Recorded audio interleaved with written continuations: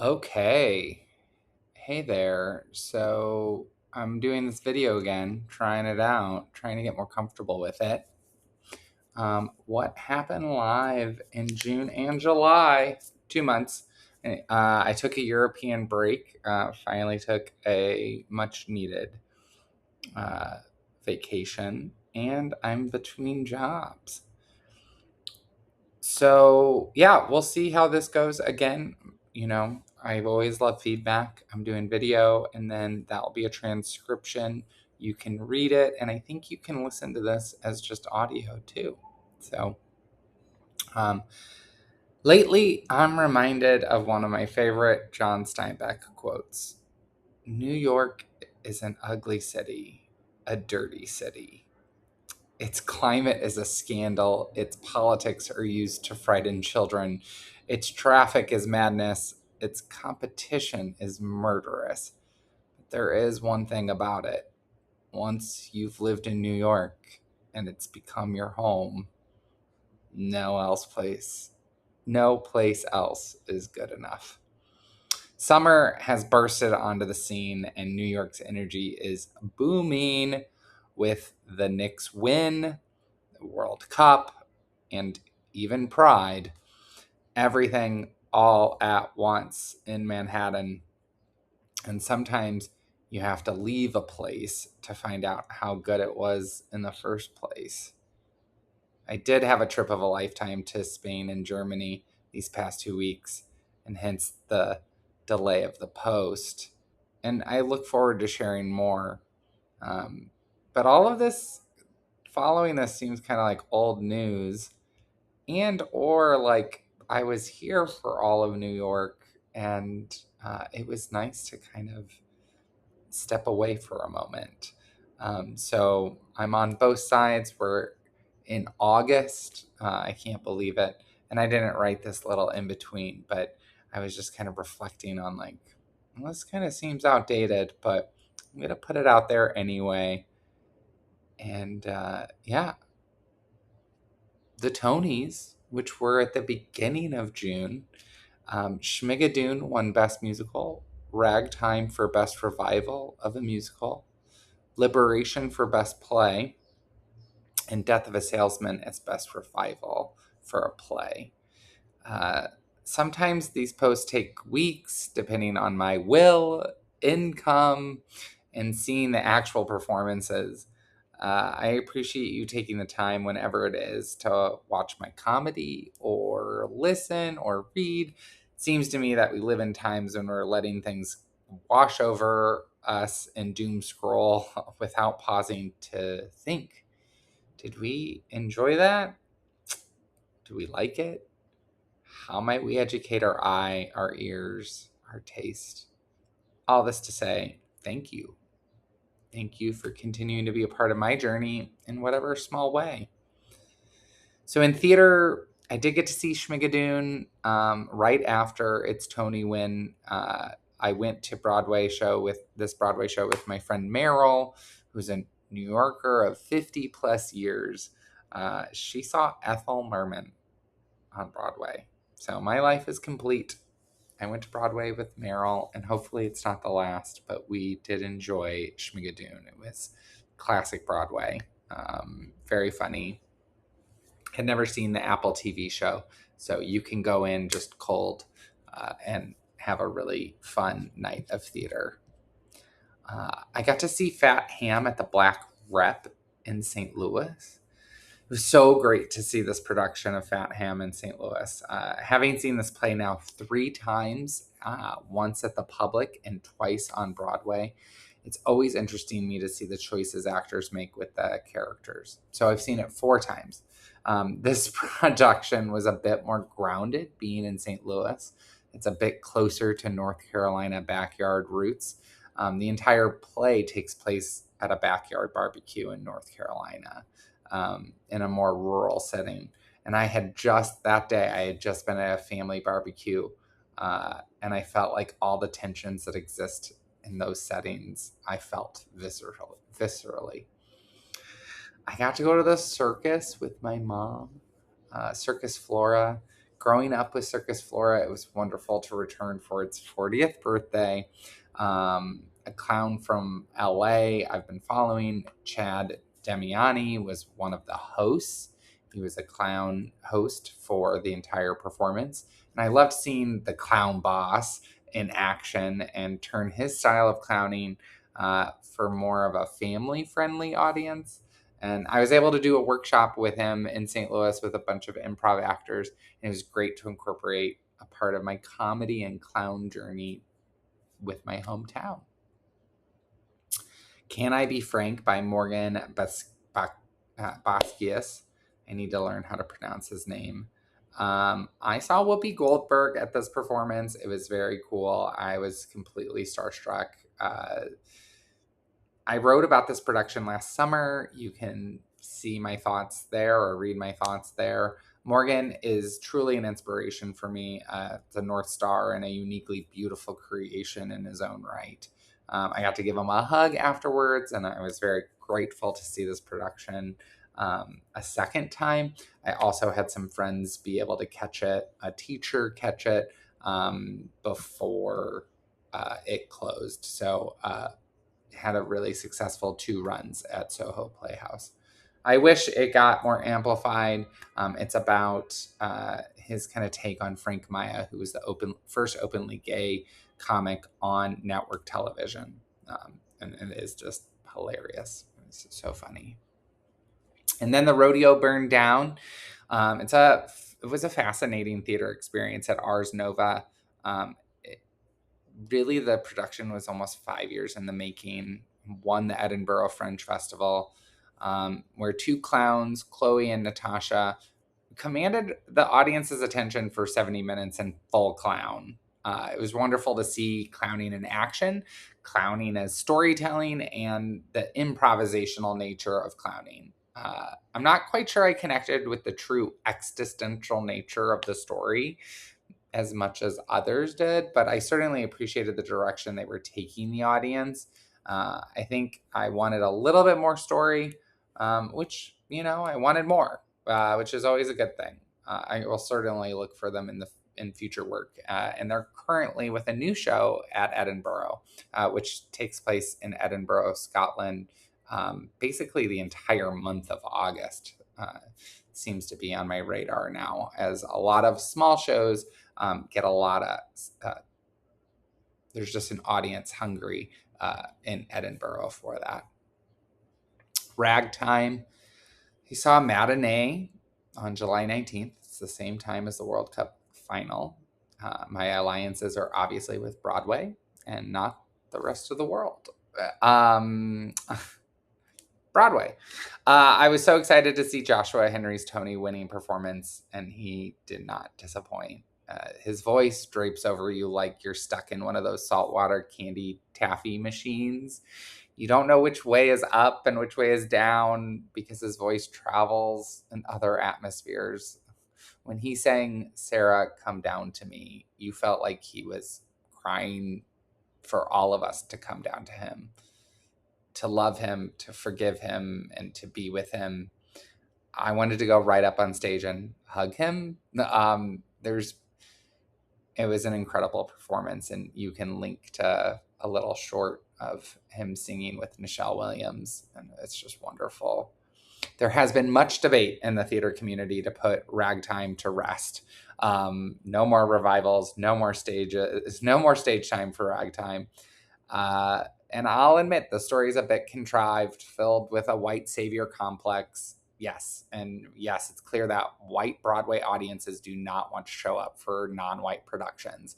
The ticket sales are clear on this for the last few seasons. Cats, The Jellicle Ball is closing.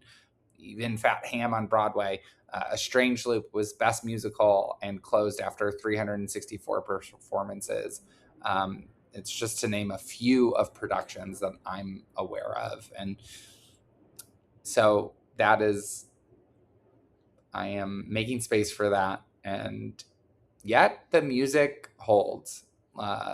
And Lincoln Center Productions treat scores as they should. They put the money where their mouth is. They have musicians and a full orchestra in the pit. The music is so beautiful. It's timeless, and I cherish it when it's played live with a full orchestra. So on that note, it was a beautiful afternoon of theater, and I got out just in time to celebrate Spain's win. Okay.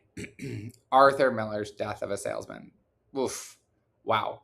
This is the second time seeing Nathan Lane and my third time witnessing Laurie Metcalf on stage. And how lucky I am to see and witness a masterclass in acting. I've been thinking about this production. I saw it on Wednesday for 72 hours straight. I saw the 2022 revival with an entirely African-American cast, and it hit hard then. I read the play in my advanced drama class my senior year of high school, and it's debated often as the greatest piece of American theater. It arguably is. I'm not sure if it beats out August Wilson for me, but this time the sons, Biff and Hap, and wife, Linda, hit harder than Willie Loman himself. I will never forget Laurie Metcalf in a black dress buttoned down the center with a clutch purse and black heels pushing the dirt over the mortgage. She placed the mortgage in Willie's grave and pats it down. I don't think there was a dry eye, at least in my row. It's simply when a piece of theater hits the audience almost in the same way. Well, not the same way. Maybe everyone has a different reason for crying. We aren't necessarily mourning Willie's choice to take his own life. We're crying for the people we've seen go through life and not say, I love you, or even stop to ask, how might I help? Do you need a listening ear? Arthur Miller understood the unique American perspective on this deep need to achieve. And what do we do it all for? The mortgage? I included the last lines from Linda, the character, because I think it's simple and beautiful playwriting, and I just wanted to say them out loud. Forgive me, dear. I can't cry. I don't know what it is. I can't cry. I don't understand it. Why did you ever do that? Help me, Willie. I can't cry. It seems to me that you're just on another trip. I keep expecting you. Willie, dear, I can't cry. Why did you do it? I search and I can't understand it, Willie. I made the last payment on the house today. Today, dear. And there'll be nobody home. We're free and clear. We're free. So good. It's just so good. Laurie Metcalf, I mean, she inhabited Linda, and it just, I don't know.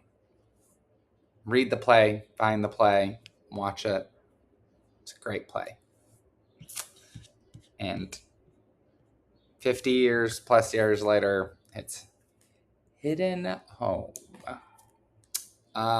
In the visual art world, I got to go to the Pulitzer Arts Foundation when I was back in St. Louis, and the current exhibit features the founder's collection, Emily Pulitzer. It's called Dialogues in Conversation.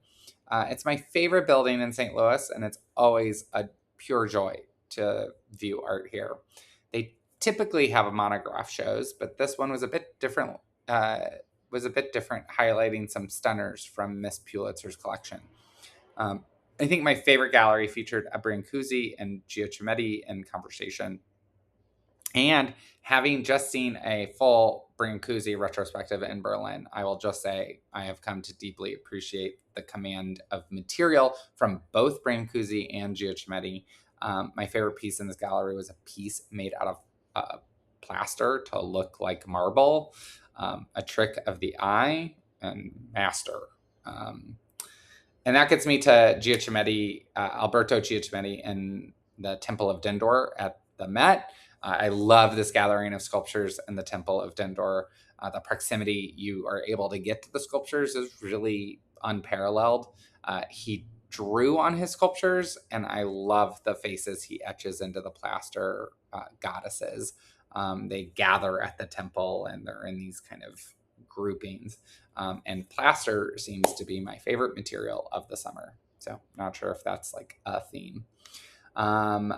I, by happenstance, went into Martha Graham, the mother of psychological dance, at the New York Public Library. It's at the Performing Arts Library, which is at Lincoln Center.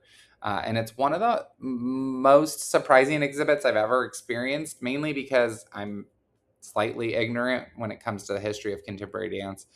I also love dancers talking about dance and the bodies. And it goes through like her entire career. And so her influence, like she is a node, and she is to be wrestled with. So just really opened my eyes to all of Martha Graham. And that was really just very, very cool. So definitely 4 stars out of 5, like really, really great. And the best thing that I have seen all summer and all year, so mid 2026, and I will write about this piece again. It just, yeah, Nude Philosopher in Space-Time by Philip Guston. This painting is included as part of a long-term exhibit on modern portraits as the Met constructs a new modern wing. They're highlighting some of their permanent holdings, so this is part of the Met's collection. And this is an early painting by Guston. I think he was 17 when he painted it. And the Met was gifted his entire archive a few years ago, so I think we will see a lot of Guston in that new wing. And it's one of the few paintings I was struck by immediately in color, form, and size. Like it's it's long and it's just great. I think I'll write an entire post on it. It's definitely the best piece of art I have come to see in 2026. I didn't know about it before. Struck me in the gallery. I'm obsessed with it. I've seen it 4 times since. And I love Philip Guston. He's just like a great American painter. So upcoming in August, I'm still working on my 60-minute show, envisioning a stage production in 2028, maybe even sooner. Who knows? I'm practicing it. I'm writing it. It's in process. If anybody wants to grab a coffee on Zoom, talk about it, or talk about your work, I'm happy to. Who knows the timeline on these things? And then the rodeo burned down. That took 5 years, and it like stopped in the pandemic. And they did like 4 different versions of it. So I'm still working on open mics. I'm hosting digital online open mics, writing class. I'm in a writing class right now with a bunch of clowns, which is so fun and interesting. And any opportunity I can get to get on stage, I'm doing it.